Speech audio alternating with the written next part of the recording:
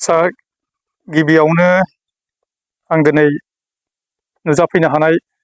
खौरां बिजोंनिसिम जोंनि गोसो गोरबोनिफ्राय अननाय मोजां मोननायखौ बावग्रोबाय आरो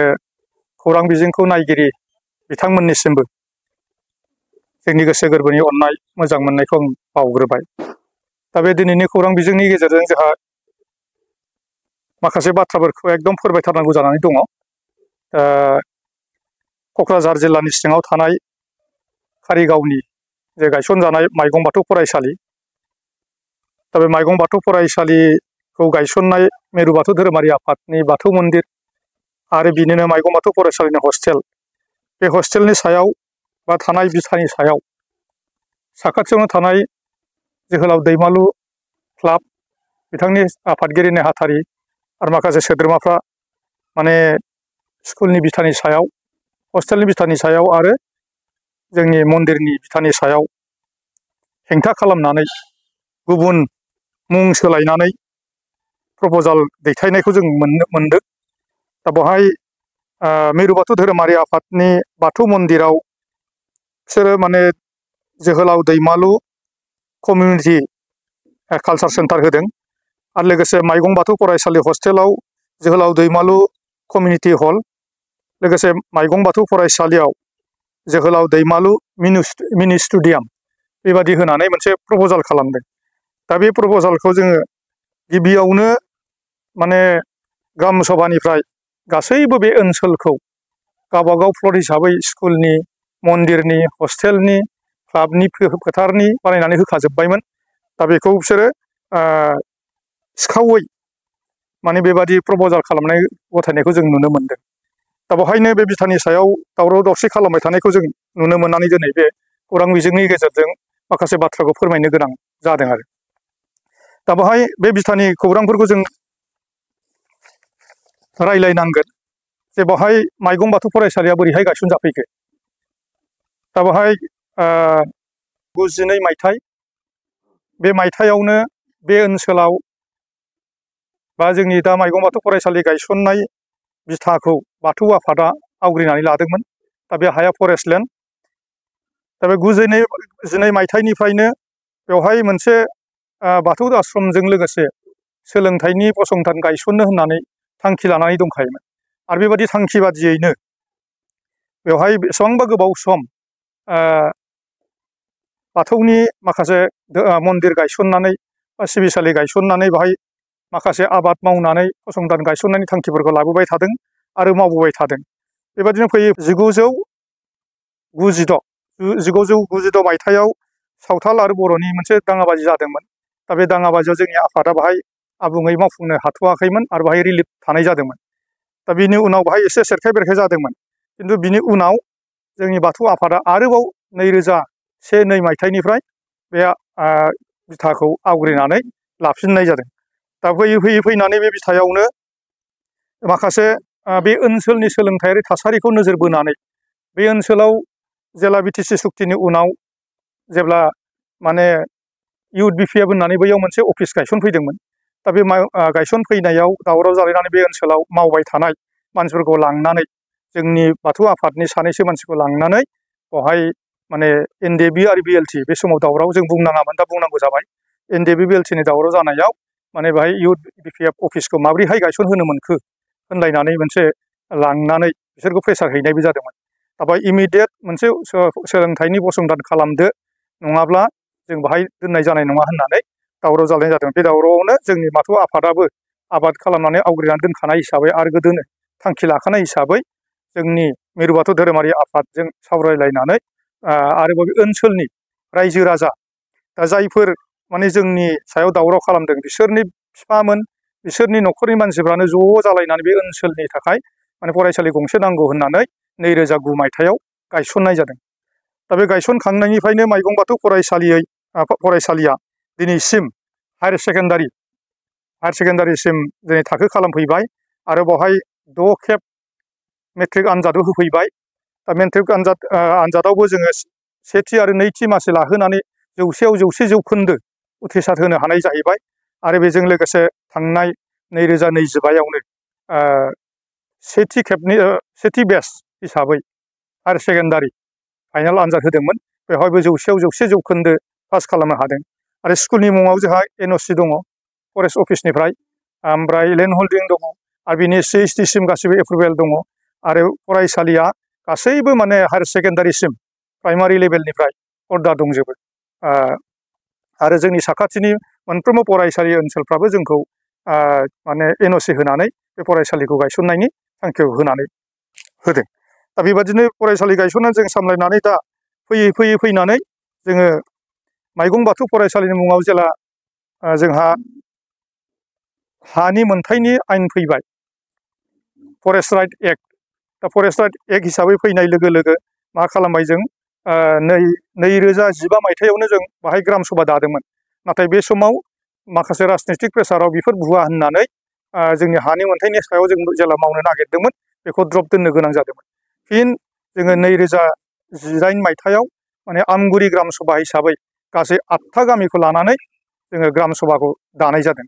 आरो बे 8था गामिखौ लानानै ग्राम सभा दानानै मावफुंनायनि गेजेरजों जेला हानि मोनथायखौ जों मोनहां जायो बे मोनहां जानायाव मा जाबाय माखासे मानसिफोरनि थुनजुलायनायाव जोंनि ग्राम सभानि खामानि मावनाया जायाखै होननानै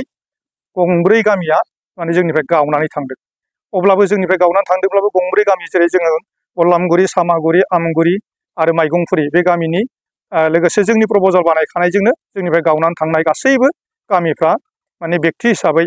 सुबुंफोरनि हानि मोनथायखौ मोनजोबनाय जाबाय गासैबो बेखौ मोनजोबनाय जाबाय बिनि उनाव मा खालामबावबाय जोङो दाना गामियारि फसंथानफोरनि मुङाव एप्लाइ खालामबाय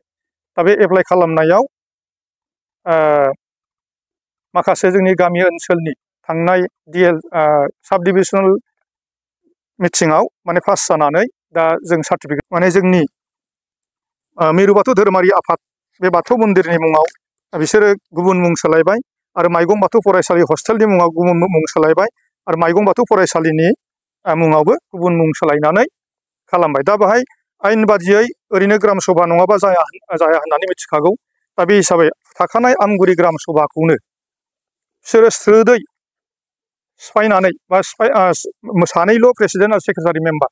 बे सानैखौ सोलायनानै गोदान कनेकेश्वर आरो दीपक होननाय बिथांमोनखौ प्रेसिडेन्ट सेक्रेटारि मुं दोननानै बिसोरनि मुंजों दा मोनसे गोदान प्रप'जाल होनानै एप्लाइ खालामनायखौ जों मोनदों दा बेवहाय सिखावै माने बेबादि प्रप'जाल होनायखौ जों जोंनि माइगं बाथौ फरायसालि आरो जोंनि बाथौ मन्दिर आरो माइगं हस्टेलनिफ्राय जों जोबोद गोसोजों माने दुखु मोननाय फैदों सोंखारिनाय फैदों मानोना बेबादि मावनो नाङामोन दा मेनलि मावनायाव जों नुबाय थाबाय माने जोंनि एगेन्सै जायफोर मावबाय थादों दा बिथांमोनखौ जों गले गले सावरायदों आगोलाव नैबेजों सिमाबो बानायदों खेबथामसो जाबाय सिमा बानायनाया जों मानिनाय सिमाखौ बानायो दाबो स्कुलखौ न'खौनो सिफायनांगौ जानानै दङ दा बेखिनि जों सावरायलायनायनि गेजेरजों थि खालामनानै गासैबो रायजो राजाफ्रा मानियोब्लाबो माखासे माने सानै साथाम जेरै दङ दा बेखौ नों मुं मख'थारनांगोन सेथियावनो जों मख'नांगोन जाय अख्रा खालामबाय थादों माने सिबिसन नार्जारि बिथाङा बे लकेलनिनो आरो बे DL मेम्बार हिसाबै लाहैदों आरो जों खोनानो मोन्दों दा दुलाराय बर' फरायसा आफादनि बिथाङा माने डिबेट सेक्रेटारि होननानै जों मिथिनो मोन्दों आरोखि दा जोंहा मोनसे सोंलु बेरखांबाय थादों माने एथ'ग्राब गले गले खनले जों रायलायसेयावबो गले खनले जों अफिसियेलि रान खालामसेयावबो जाहाथे बिसोरो माने गले सिखावै माने जोंनि बे हाखौ लानो क्लाबनि नामाव लानो आरो जोहोलाव दैमालुनि मुङाव लानो बेबादि नाजाबाय थादों दा बेवहाय एबसुनि वार्कार हिसाबै जोंहा मोनसे सोंथि फैबाय माने बियो एबसुआबो इनभल्भ दं नामा बे जोंनि स्कुल सेनो नागिरनायाव एबसुआबो माने मन्दिर सेनो नागिरनायाव इनभल्भ दं नामा जायखौ जों मन्दिरनि गेजेरजों माहारियारि खामानि मावनो नागिरदों जाय जों फरायसाफोरखौ लानानै मोजां सिमां नुनानै बेसेबांबा मोजां गथ'फोर दिरुनहरदों दा बिनि सायाव दं नामा जोंहा बेखौ मोनदांदों आरो बेजों लोगोसे दा जायफोर क्लाबनि सेक्रेटारि आरो प्रेसिडेन्टआबो राजु बसुमतारी ओमफ्राय बिनि उनाव दङ जोंहा नेहाथारिया सुभाष नार्जारि दा बिथांमोनखौबो जों नुनो मोनो माने आनसलिक एबसु अफिसजोंनो जगाजगखौ थाबाय थानायखौ जों नुबाय थादों आरो दा अब्ला जों बिनिफ्रायनो माने गोसोआव जोंहा दाउटसिन जादों जे एबसुआबो दंफायो नामा मोनसे आरो दा अफिसियेलि जों जेला रान खालामनानै जों अफिसाव जगाजग लायो अफिसना बुङो गोजौनि प्रेसार दं दा गोजौआव सोर प्रेसार थागोन गोजौआव प्रेसार दंबाथ' दानि सरखार दं दा अब्ला दानि सरखाराबो माने स्कुलनि सायाव सिफायनानै गुबुननि हायाव होनायनि थांखि दं नामा? मन्दिरखौ सिफायनानै गुबुननि माबायाव थांखि दं नामा? दिनै बेसेबा गिदिर गिदिर मन्दिर लुबाय, माहारिनि जौगाथायनि जों खामानि मावबाय, आरो फरायसालि लुबाय, फरायसालि दिनै हायार सेकेन्डारिसिम फरायसाखौ जों सोलोंथाइ होगासिनो दङ, हस्टेल लुबाय। बिनि हानि सायाव जुदि बेबादि खालामदोंब्ला दा जोंहा सरकारनि सायावबो एसे दाउट जानो गोनां जादों आरो। ओंखायनो जाहाथे दानि सरकारनि सायाव आरो आं दुलाराय बर' फरायसा आफादनि सायावबो जों खावलायनोसो नागिरदों दिनै बे मिडियानि गेजेरजों, जाहाथे बे फरायसालिनि सायाव माबा मोनसे बेबायदि गाज्रि नोजोरजों लायाजासे, बा मन्दिरनि सायाव माबा मोनसे गाज्रि नोजोरजों लायाजासे, जाहाथे बेखौ गुसुं समनि गेजेराव समाधान खालामो आरो सिखावै ग्राम सभा दानायफोरखौ जों बोस्रांनानै जायहा माने मावबाय थाखानाय आरो आगोलनिफ्रायनो मावबोनानै बेखौ साक्सेस खालामबोखानाय गामियारिफोरखौ जों हानि मोनथायखौ मोनहोबोखानाय, दा बे हिसाबै थाखानाय ग्राम सभानि गेजेरजों जाय प्रप'जालखौ हरनाय दंखायो, बेवहाय जोङो आमगुरि ग्राम सभा हिसाबै क्लाबनि मुङावबो फिल्ड दोनखानाय दंखायो, जोहोलाव दैमालु क्लाब एन्ड लाइब्रेरिनि नामैबो प्लट दंखायो, आरो माने बाथौ मन्दिर, स्कुल आरो गासिबो बाहाय 12था प्लट, गासै 12था प्लटखौ जों दोनखानाय दङ। ओंखायनो गोरबोजों खावलायनो नागिरदों जाहाथे बेबादि दावराव दावसि खालामलायाजासे, बा अफिसियेलि जोंनि सायाव हेंथा होबाय थायाजासे,